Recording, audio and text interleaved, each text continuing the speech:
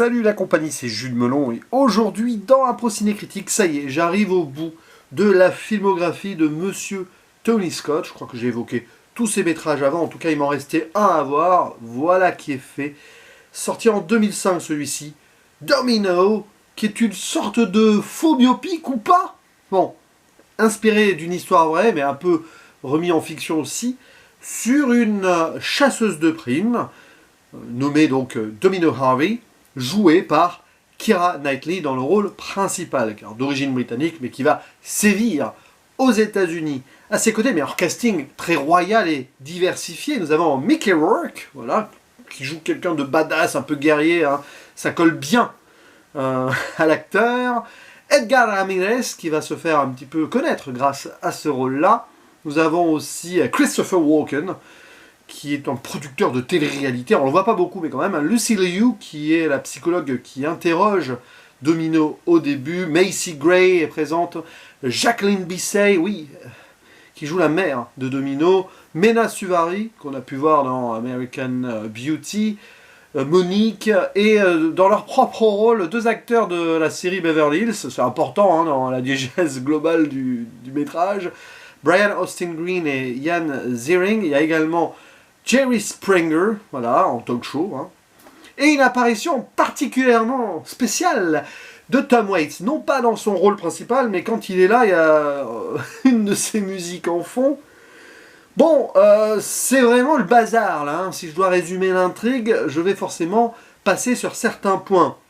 Grosso modo, on va donc se centrer sur cette chasseuse de primes au parcours atypique, Domino Harvey, qui à la base est une jeune mannequin issue d'une famille riche, dont le père était acteur, etc. Donc ça c'est vrai en fait, hein. Et qui à un moment décide de fuir toutes ces paillettes, tous ces strass et autres défilés, cérémonies, machin chose, pour vivre dangereusement, vivre sa vie à pile ou face, comme le chantait l'autre, hein, parce que oui, hein, voilà, soit tu vis, soit tu meurs, et devenir donc bounty hunter, on va dire ça en VO, en rencontrant, enfin, se faisant engager de force hein, par deux, là, et puis elle va se reformer une autre famille, elle, pourtant, qui s'était jurée de ne plus tenir à personne suite à la mort de son père et de son poisson rouge. Oui, oui. Bon, on la voit très rebelle hein, dans sa jeunesse, etc. Bon. Et forcément, elle va être engagée dans pas mal d'affaires avec de l'argent, là, avec une dame qui est grand-mère à 28 ans, qui fait un petit peu le spectacle dans un talk show consacré aux gens métis aux États-Unis, oui, parce que ça parle de l'Amérique, Domino. Hein, c'est Tony Scott qui est vitaminé, survitaminé envers un pays qu'il accueille, mais qu'il affronte là aussi. Et bon, il va se passer beaucoup de choses. À un moment, l'équipe de chasseurs de primes va être filmée par une télé-réalité qui veut Domino parce qu'elle présente bien. Et puis, il y a toute une histoire avec des mafieux, des machins, de l'argent. Et cette dame qui a 28 ans et qui est grand-mère, la petite fille qui est malade, et cette histoire d'argent, tout ça. Peut-être que finalement, ça va se terminer bien ou pas. Bon, peu importe. En tout cas, le film commence grosso modo par la fin, avec Domino donc, qui raconte son histoire, dans une narration assez éclatée, dans le sens, on revient un peu en arrière, on est là, machin, on a des flashbacks pour présenter chaque personnage vite fait. Bon. Et c'est vrai que c'est très relou pendant les 2/3 du temps. Dès le début, d'ailleurs, au bout de 6-7 minutes, toute l'exposition là, qui t'expose ça à la tête, etc. Avec un visuel très jaunâtre, très spécial. C'est du pur Tony Scott fois 1000 en fait. Et j'ai eu du mal. J'ai eu énormément de mal avec ce film, même si je suis habitué à son cinéma. Là, je pense que ça va limite trop loin. Mais je comprends pourquoi. C'est ça qui est intéressant aussi. Et surtout, arrivé donc dans les 10-15 dernières minutes, ça y est, il se passe un truc. Et vraiment, j'ai beaucoup aimé la fin. Là où avant, à un moment, mon cerveau a zappé en fait. Enfin, ce qui se passait sur les intrigues, les petits trucs un peu d'action, etc. Avec la mise en scène habituelle de Tony Scott, c'est très clipesque, etc. Hein, c'est vraiment les années 2000 exacerbées à mort, là. C'est du post-Trainspotting aussi sur certains points, avec des dialogues qui apparaissent à l'écran, des machins, des graphiques. Enfin, c'est vrai que c'est lourd. C'est très lourd visuellement et sur le plan aussi des dialogues. Mais on va retirer de petits 3 trucs, machin, et en fait tout se met un peu en place pour arriver au bout, et on est touché sur la finalité. Et en fait, il y a une bascule dans le film à un moment qui fait que ça devient beaucoup mieux. C'est un passage très mystique où, sans en dire plus, Domino consomme avec son petit ami. Voilà. C'est très sensuel et c'est très beau dans l'Amérique sauvage. Retour aux racines, on n'est pas dans Zabriskie Point, mais peut-être pas loin.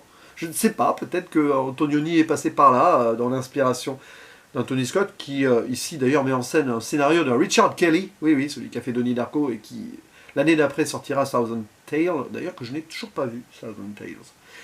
Peut-être de le voir, hein. Ça risque d'être aussi bazar, hein. Je crois que c'est très choral. Et c'est vrai qu'il y a un moment là où dans le désert il se passe un truc et il y a la connexion qui se fait avec un Tom Waits qui débarque en mode prédicateur absolu. Il se passe vraiment un moment magique.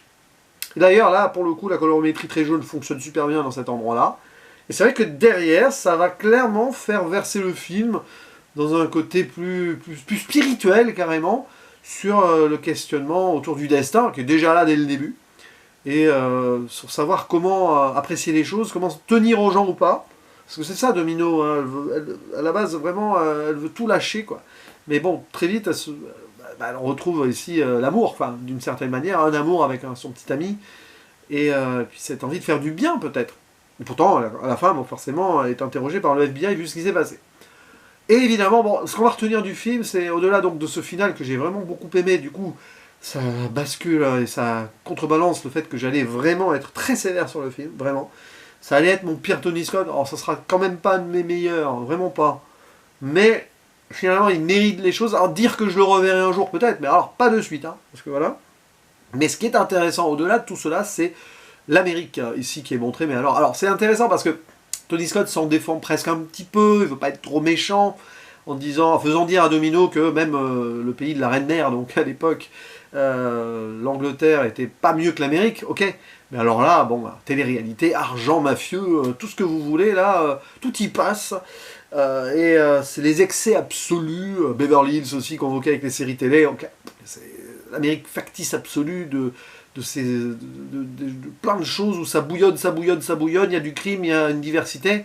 Par moments, c'est un peu bizarre quand même aussi sur certains points. Bon, il y a des relents conservateurs réganistes qui traînent là avec le chauffeur afghan.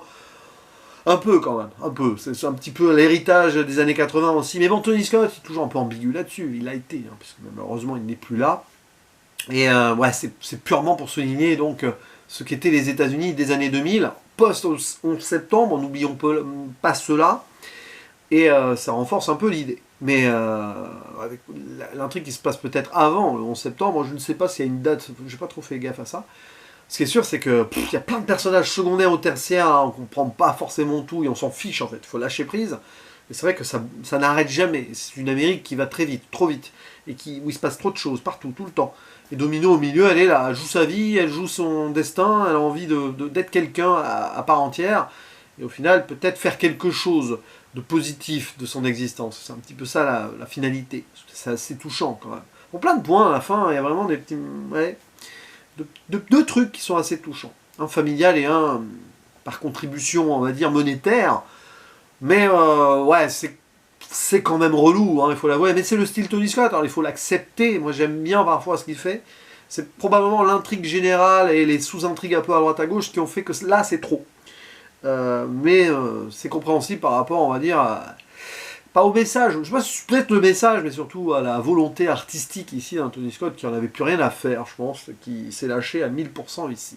Une nouvelle actrice-acteur, bon bah, ouais, Keira Knightley c'est amusant, bon, c'est pas forcément étonnant de l'avoir dans un rôle comme ça, parce que elle aussi, elle voulait casser un petit peu son image, c'est pas la première fois qu'elle le faisait, je pense, à l'époque, donc elle a été un peu castée pour cela, mais autour, ben, chaque presque acteur connu va jouer presque son propre rôle, hein. Je parle de Mickey Rourke, je parle aussi donc forcément de Tom Waits, même s'il apparaît vite fait, et puis certains vraiment jouent leur rôle, ceux de Beverly Hills. Donc ça peut être amusant aussi, on va au bout du délire, mais c'est vrai que, bon, ça se fait plaisir, c'est assez cru, c'est assez direct, c'est assez violent, un petit peu vaguement sexuel aussi. C'est l'Amérique ultime qui parfois refuse de se regarder dans le miroir, et Tony Scott, en réalisant ce film, il ose montrer à l'Amérique, voilà ce que c'est en fait, en vrai peut-être, hein, dans ses excès. Donc pourquoi pas. Christopher Walken sous-utilisé, par exemple, c'est presque dommage. Il est là juste pour faire coucou, quoi. Vraiment. C'est bon. Mais bon, Domino, voilà, écoutez, hein, pourquoi pas, hein, c'est un film comme ça que je voulais voir, parce que de toute façon, hein, c'est ça, c'était le dernier qui me restait à découvrir de ce regretté réalisateur dont j'ai parcouru la carrière sur plusieurs années là, sur la chaîne. Toujours quelque chose qui fait chaud au cœur, ou un petit pincement au cœur ici, quand je finis la filmographie d'un metteur en scène, surtout quand il n'est plus là, voilà, c'est sûr, j'en verrai plus d'autres. Et enfin, je les reverrai, certains bien sûr, mais voilà. Donc n'hésitez pas à dire en commentaire ce que vous pensez de ce film, de sa BO aussi, j'en ai pas parlé, à part Tom Waits et tout. Oh, BO des années 2000, mais pas que, on revient un peu en arrière de temps en temps, mais surtout des années 2000. Voilà, à vous la parole, lâchez-vous. Hein. Est-ce que c'est un de vos Tony Scott préférés ou non? Et puis on en discute en commentaire. Je vous dis à la prochaine, ciao.